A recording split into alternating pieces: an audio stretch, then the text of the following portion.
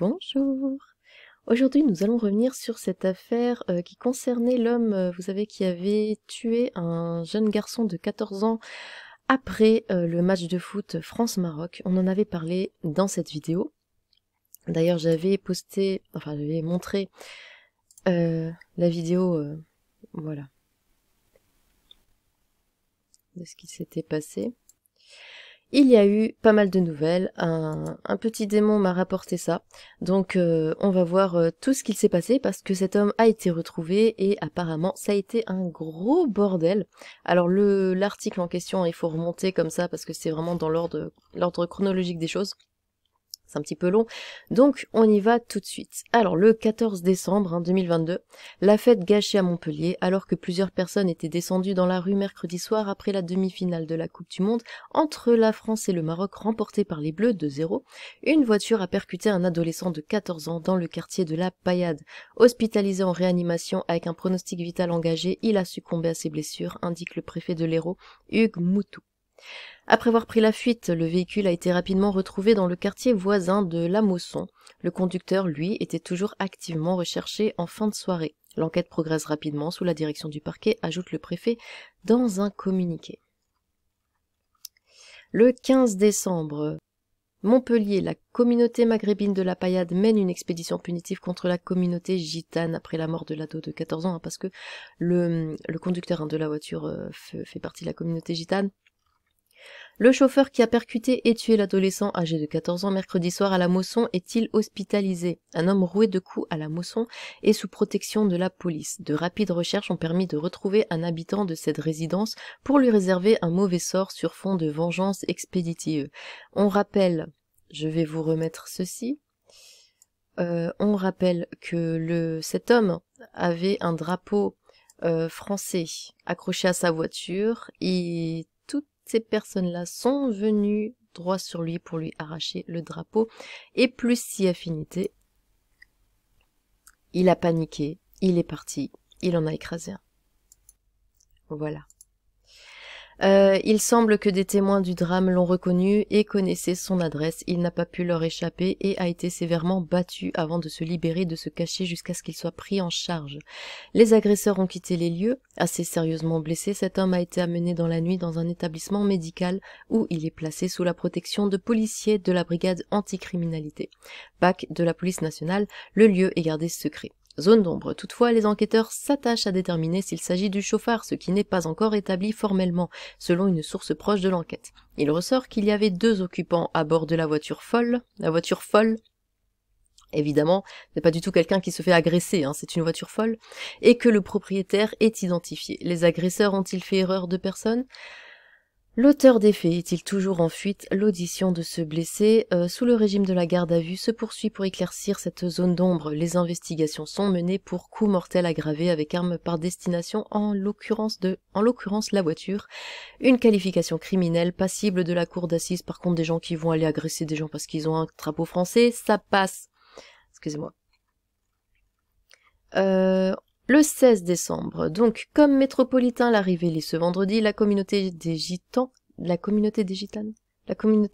sédentaire d'ici, cible d'expéditions punitives très violentes jeudi soir, doit rencontrer la famille d'Emen dès ce soir après que Fernand Maraval, dit Yaka, aurait été reçu par les imams de la Mosson et du Petit Barde, et après une rencontre en préfecture de l'Hérault qui s'est déroulée en début d'après-midi. Yaka Maraval et les victimes gitanes qui ont eu les appartements saccagés, incendiés, ainsi que 2 camions et une voiture, ne comprennent pas pourquoi aucune mesure de protection policière avait été mise en place jeudi soir pour éviter que 250 à 300 jeunes armés de kalachnikov et de barres de fer investissent sans problème la résidence Jupiter pour commettre des exactions ayant terrorisé les parents et les enfants.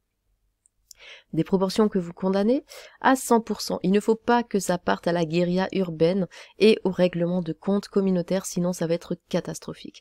Regardez, à un moment donné, jeudi soir, certains ont entendu qu'ils allaient faire à Figuerolles pour en découdre, à Figuerolles pour en découdre. Là-bas, ils se sont armés pour pouvoir se défendre. Finalement, ils n'y sont pas allés. Et heureusement, sinon ça aurait pu tourner au carnage. Il faut que la situation s'apaise, il faut qu'on vive ensemble dans le respect des uns des autres, oui. Selon vous, comment cette situation peut-elle s'apaiser? Il faut que ce petit se rende, c'est comme ça que ça va s'apaiser. Mais qu'on se le dise, on ne le cache pas, nous, ce petit. Et on ne lui a pas dit de partir en cavale. Si moi j'arrive à l'avoir, je vais le ramener à la raison. D'une manière ou d'une autre, à un moment donné, il va falloir qu'il soit entendu pour s'expliquer. Je regrette d'ailleurs que la collectivité ne soit venue pour écouter les familles qui, elles, subissent cette situation.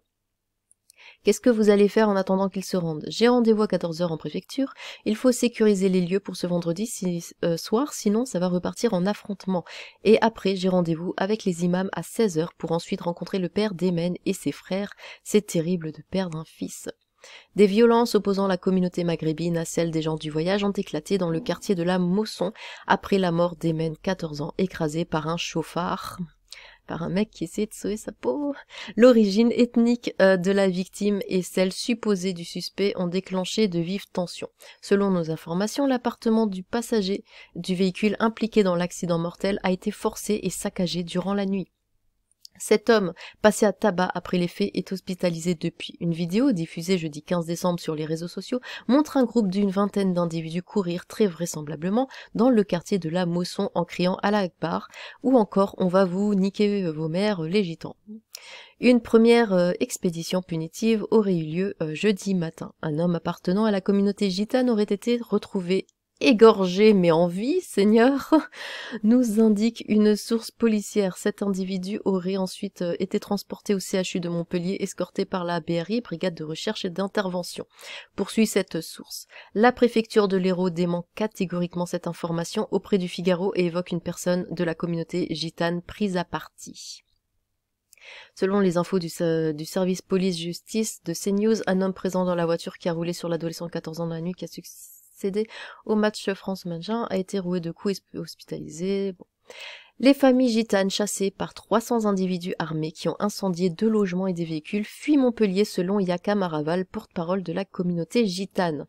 Les familles gitanes chassées par 300 individus armés qui ont saccagé et incendié 2 logements, 2 camions et une voiture jeudi soir fuient Montpellier selon Fernand Maraval dit Yaka, l'incontournable représentant et porte-parole de la communauté des gitans sédentaires d'ici. Sur des vidéos, on voit un véritable déchaînement de violences gratuites la nuit dernière.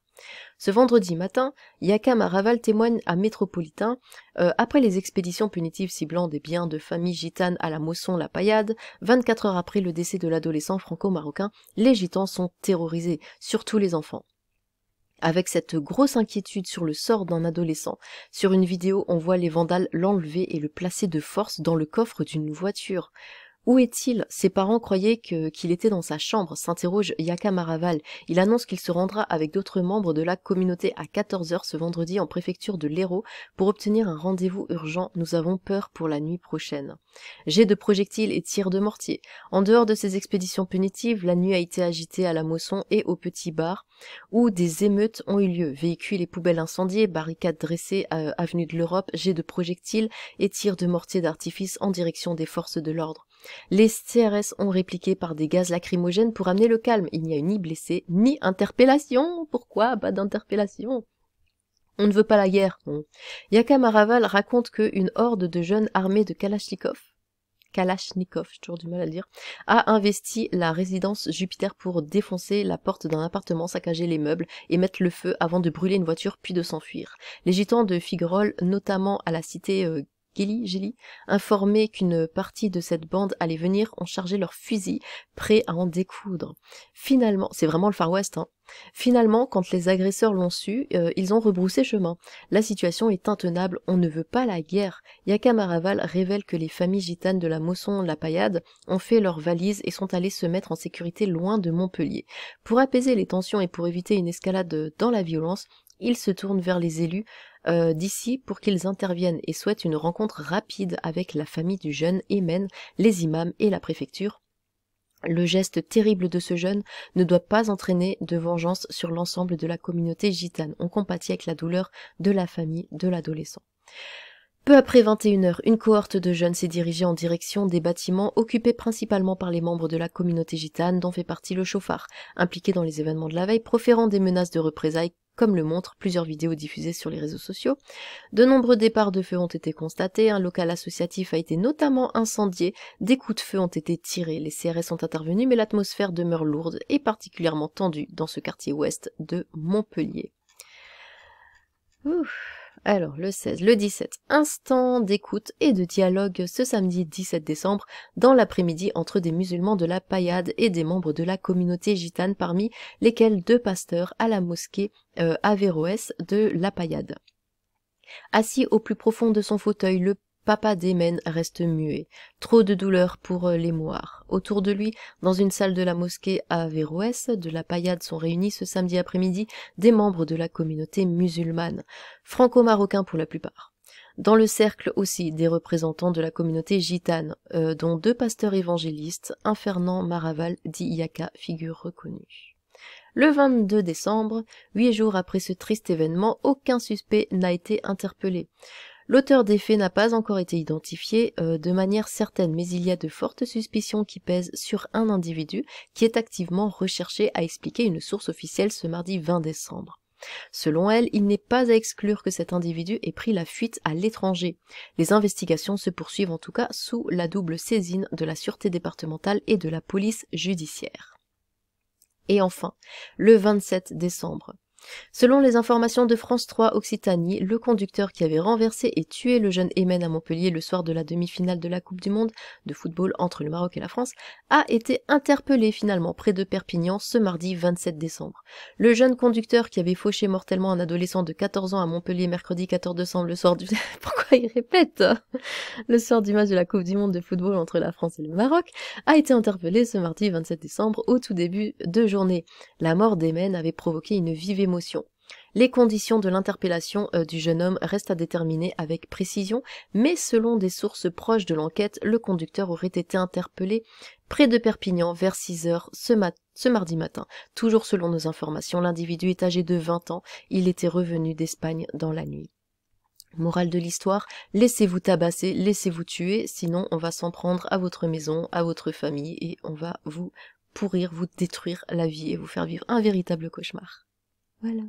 Sur ce, tchou!